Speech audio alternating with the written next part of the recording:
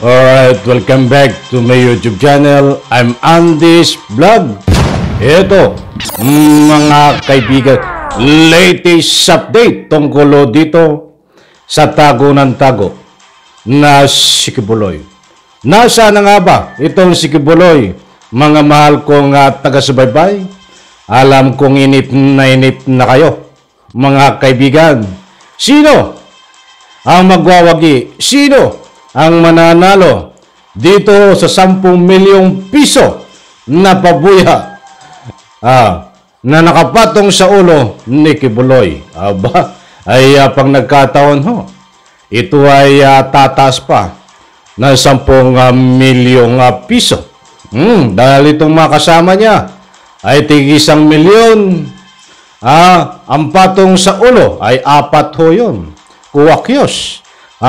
Sila ho ay magkakasama, mga kaibigan, di umano sa isang lugar na pinagtataguan. Nako po, ay tumataginting na 14 na milyong piso ang matatanggap na sino man na makakapagturo na kung saan nagtatago itong si Kibuloy. Ang tanong, sino itong tumawag na membro,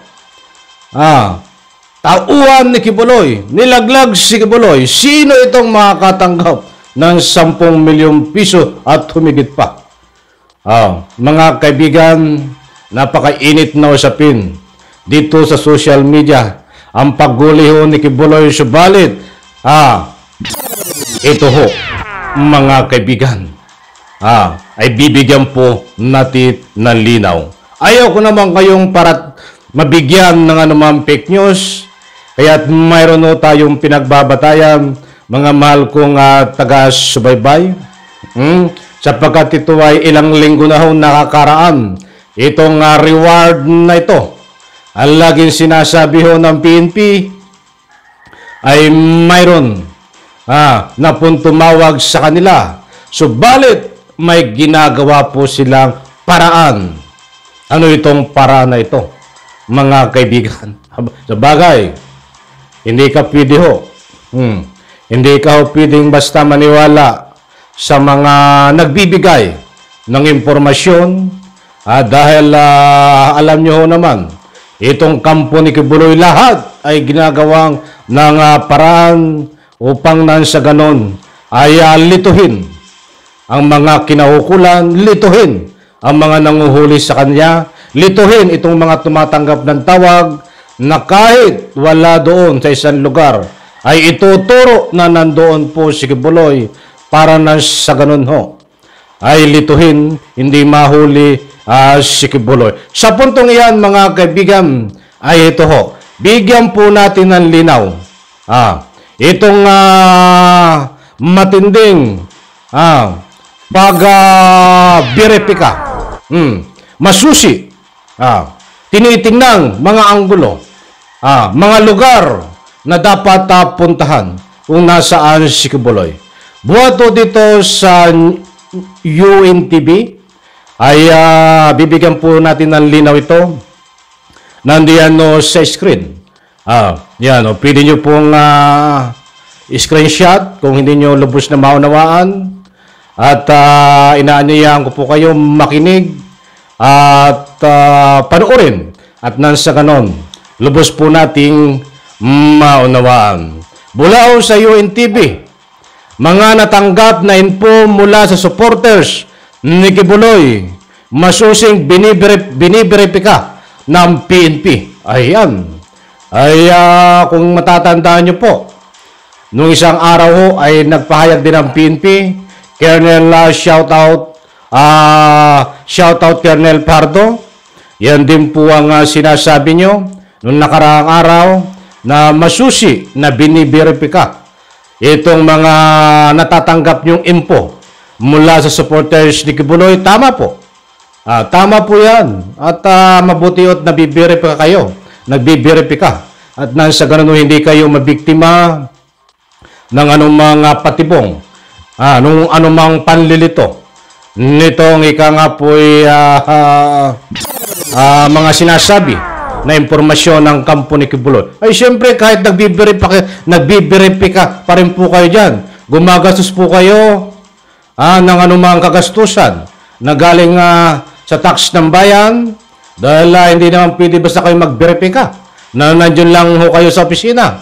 O di po ba? Kailangan mag-gather din po kayo sa labas ng mga impormasyon na magpapatunay na itong mga tawag ko sa inyo ay fake ba o isang prank?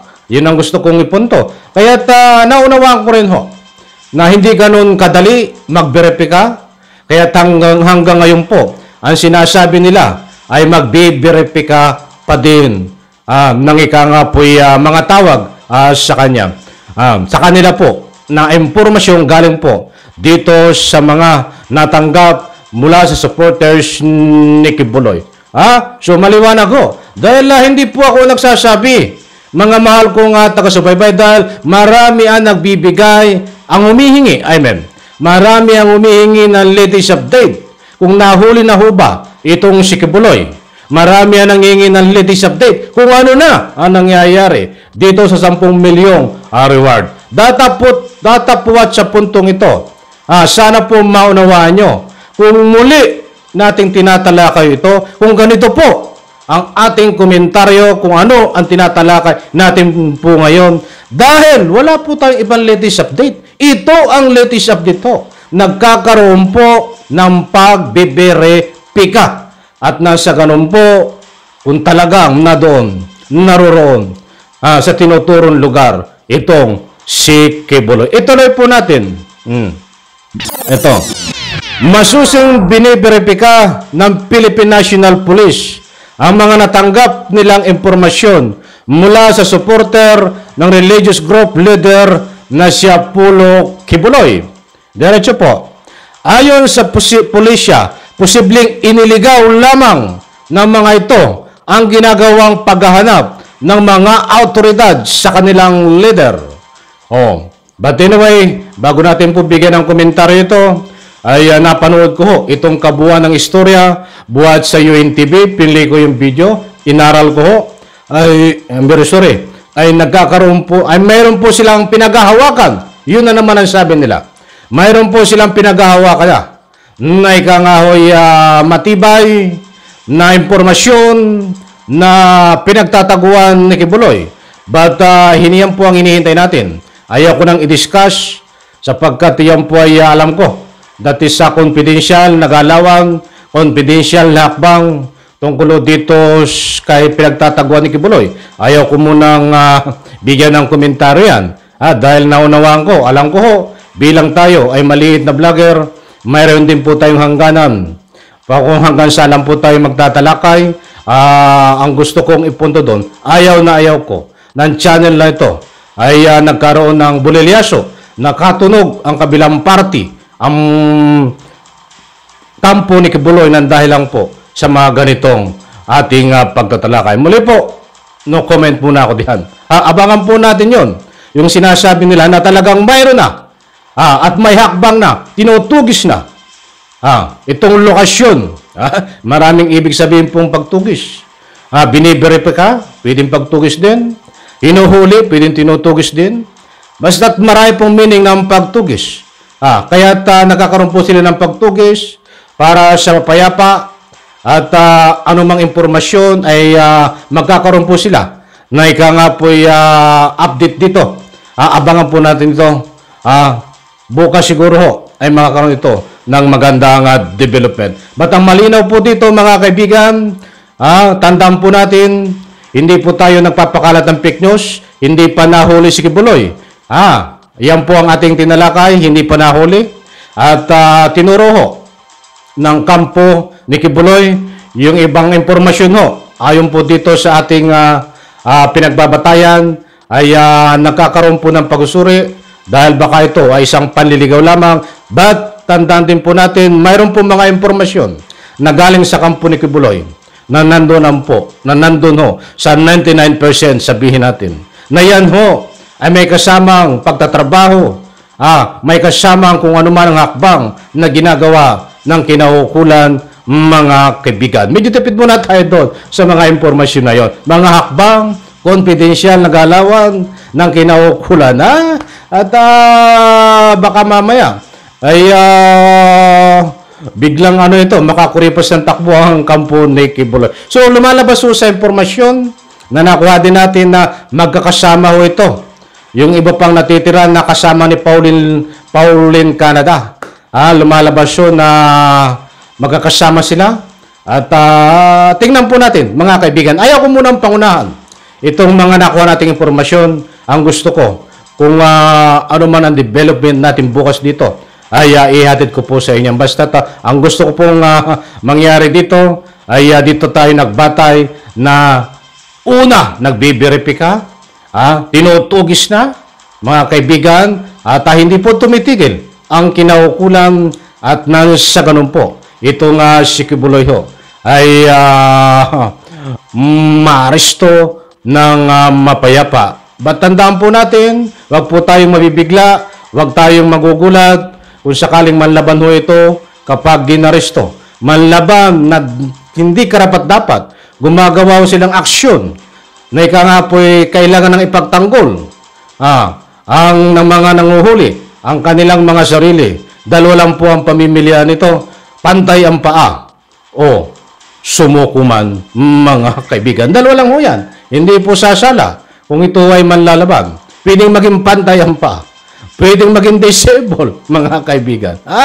So, bahagi po yan ng pagsisilbi ng warrant of arrest. Kung manlalaban ang sinisilbihan ng warrant of arrest, karapatan po ipagtanggol ng sino mang nagsisilbi ng warrant of arrest, ang ipagtanggol ang kanilang tungkulin sa pamagitan po ng mapayapa kung ayaw naman sumuko at manlaban. Katulad ng nasabi ko, ulitin ko, pwede ito maging pantay ang paa na sana ay hindi na po dumating sa punto na ganon. Alam ko, nakuha nyo ang gusto kong ipunto. Muli pasensya na Alam ko pong inip na kayo. Wala po tayong magagawa. Dahil ang latest update po ay yan. Mga nasabi ko po sa inyo. Alangan naman sabihin kong nahuli na, hindi pa. So, kahit ako, naiinip na din kung bakit hindi pa nahuli. But nandoon yung aking pangunawa. Nauunawaan ko po. Dahil hindi ba napakarami ng tawag. Di yung ayon po dito sa kapagsalita ng PNP na si Kenler Pardo na nagkakaroon po ng pagsuri. Isa rin po sa mga dahilan na kung bakit tumatagal. Hindi ka basta naman pwede magsuri. Nasa opisina ka lang, titingnan mo yung mga words, mga litra na sinabi sa iyo, na impormasyon. Kailangan pa rin po katulad ng nasabi ko, puntahan yung mga lugar na yun, verify. Mag-gather ng impormasyon, intelligence. Alam ko, nakuha nyo ang gusto kong ipunto. Muli po, maraming salamat. Pagpalain po tayo lahat, babae, palakpakan.